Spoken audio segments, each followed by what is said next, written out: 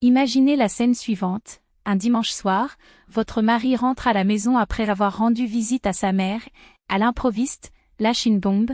Ma mère a dit qu'il était temps pour nous de nous séparer et de partager son appartement de 3 chambres. Au début, vous pensez avoir mal entendu. Diviser quoi? Votre propriété, achetée des années avant le mariage, avec votre sueur et votre argent? Que veux-tu dire par « droit » ? Quel droit aurait-il sur quelque chose qui lui appartenait toujours? La justification? Selon la belle-mère, 3 années de mariage transforment son patrimoine personnel en patrimoine familial. Et quel serait ce patrimoine familial?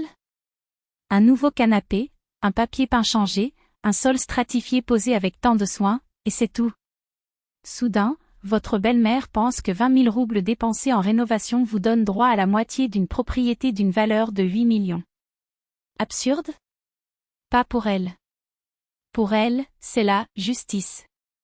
Mais la véritable raison de cette farce n'est même pas la justice. C'est la solitude.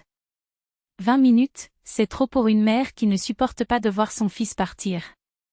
Alors, la solution? Mettez fin à votre mariage. Partagez votre maison. Et bien sûr, offrez à votre belle-mère la moitié de ce qui vous appartient car, après tout, qu'est-ce qu'une femme pour une mère? Vous êtes remplaçable. Pas elle. Et quand on demande « Et où vais-je vivre ?», la réponse est froide, vendez votre moitié et achetez un studio. Pendant ce temps, il garde l'appartement que vous avez payé, que vous avez décoré, qui était votre refuge. Tout cela au nom de l'amour maternel, comme si l'amour se mesurait en mètres carrés volés.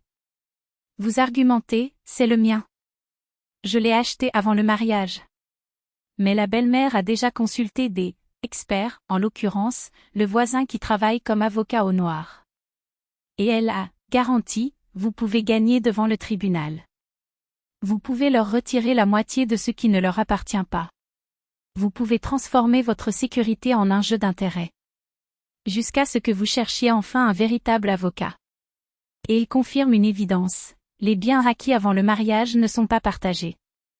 Tout au plus une compensation dérisoire pour les améliorations, s'il y a des factures. Pas de documents? Rien. Zéro. À moins que vous ne vouliez vous lancer dans une bataille juridique pour des miettes, alors qu'ils réfléchissent déjà à la manière de décorer votre salon avec de nouveaux rideaux. Finalement, le mariage prend fin.